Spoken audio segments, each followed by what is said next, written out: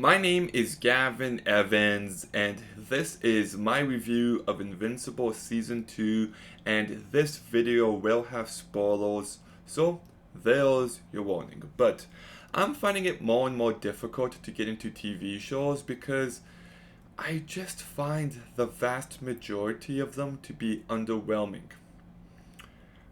But Invincible is not one of those shows. In fact, it just keeps on impressing me. And after 2 seasons, I think it's totally fair for me to say that I think Invincible isn't just one of the best animated shows of all time. I don't just think Invincible is the best superhero show of all time. I think it's one of the best shows of all time, period. I love it.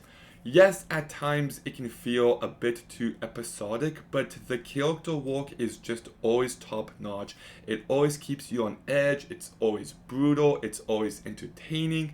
That even if you get distracted from the main plots for a while, you're not bored. Like it's just such a great show. So I'm gonna break it apart plot by plot, beginning with Mark Grayson's character arc. I loved everything they're doing with him in this season. It reminded me of Spider-Man 2, where he's just struggling to balance his life. He knows he's supposed to protect people, but it comes at a cost. And the cost is the relationships in his life and just being a human. And he's just not being able to do that as much as he would like. And you've also got this constant fear that he might become like his dad. And, like he gets his ass kicked a lot, but it's because he holds back, because that fear is so ingrained into him. So, in the last episode, where we get that big finale with Angstrom, and, like Mark resisted as much as he could, but he was being thrown through dimensions for who knows how long. His brother and his mom were being attacked, and this guy was kicking his ass, and he just snaps, and you get this bloodbath, and it's just a horrific, heartbreaking moment about Mark's biggest fears of who he might be coming to the surface. And if he was alone in that universe for much longer with only his thoughts, who knows what would have happened. And I do think Angstrom is a really compelling character. Like his viewpoint of Invincible and how it's altered by all these different versions. Like, I think that's a great idea. And just the fact that he gets built up to become this big bad guy only for him to be the guy to push Mark over the edge. Just really fantastic work. And I love how they use the multiverse. It's a reminder of just this infinite amount of possibilities about who Mark is, or better yet, who he isn't. And I just think it's really well utilized into the story.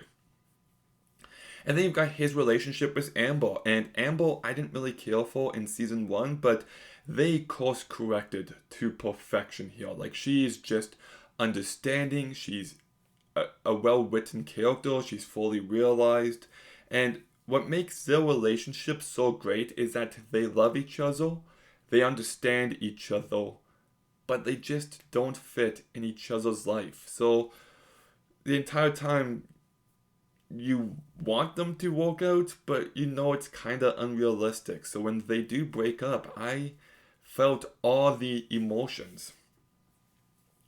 Then we've got Adam Eve with her struggles, and she's definitely pushed more to the background this season, but I still thought everything with her was really great, really well thought out, and I'm looking forward to seeing what they do with her in future seasons.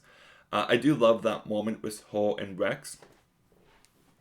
Then we've got everything with Debbie, who is just struggling with the aftermath of season 1 and the fact that the love of her life, like everything was just a lie, but she still has Mark, and she's just so conflicted on everything. And I thought there was a lot of layers to this character, and how even though Omni-Man has a kid with someone else, she's still willing to look after Mark's brother. And it just shows you how strong of a character she is. In the last episode, she's willing to sacrifice everything for Mark, Ollie. Like, she's just a normal human, but she'll put it all on the line for them. So, I don't know, it's just a well-written, respectable character. Everything with Omni-Man I thought was really great as well. It's the start of a redemption arc, and I feel like they laid the seeds really well. That episode where he's suicidal does have weight behind it, and him finding purpose with the Thraxians was really great. And the fact that he misses Debbie was such a perfect note to end the season on. Like, at the end of season 1, he calls her his pet, and now he realizes how much he's come to care for her. And everything else with the Viltrumites I thought was really great. When the mid-season break happens and Mark is given Omni-Man's plans, he's the one who's supposed to take over the planet now, that's just a very compelling idea. And then we've got Anissa, who comes in the second last episode, and just 5-10 minutes, she makes a real impact. That scene with her hand on Amber's neck is so unbelievably tense. Alan is given more to do, and I like him more as a character now. The entire Mars plot where the astronaut is taken over, I thought was really great. You've got some great creepy elements to it. You feel the overwhelming nature of the threat, and I am a bit worried to see what they do with it. I feel like it kind of wrapped up, but I guess we'll see what does get done with it. The Lizard King plot was great because you feel like these would just be throwaway villains, but no, they did a lot of damage. That scene where Kate gets ripped in half was great, and I liked everything they did with Immortal after that. They really made him feel more human. The scene where Shrinking Ray tries to destroy the one guy and he crushes her is really great. And then that look on Rex's face as he has to fight them, and he's just panicking. He feels like he could die here, and how he blows up the one dude's head, and even how he gets shot. It was nail biting. It's just reminds you why this show is so great. That a meaningless plot could get you that invested. I also loved everything with Donald here. The fact that it turns out he has died many times and he's a cyborg, there's just a great, terrifying psychological element to it. This show really delivers in that, more than any other superhero property. The fact that Donald is a robot, and he's realizing that. The Thraxian species being so unbelievably weak, and realizing that's how the Viltrumites view humans. The way time functions in other universes is explored. The multiverse is explored really well. That scene with the Guardians being awed, saving Mark, just psychologically, there's so much to this show. It kind of taps into her at times. And even the ideas of aging and physical pain and transformation and power, they just feel like well thought out ideas here. And it's just so ambitious. There's so much going on, but it's all compelling. It all works. The show can be really funny every now and again. The show can be emotional. Mark's freakout at the last episode has so much weight behind it, and that conversation with his mom, there's just so much humanity behind these characters. Everyone is fully thought out. And, I also love the soundtrack choices, especially Karma Police, and the voice cast is fantastic. Steven Yeun, 10 out of 10 performance. Amazing work. He brings this character to life perfectly. Zazie Beetz, I think, does a much better job here. So much character. Sandra Oh is fantastic. J.K. Simmons is good. Not given as much to work with here, but still, very good job.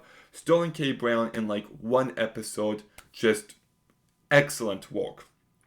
Jillian Jacobs, I think, does a really good job. Jason Mantzoukas, I thought, did a really great job.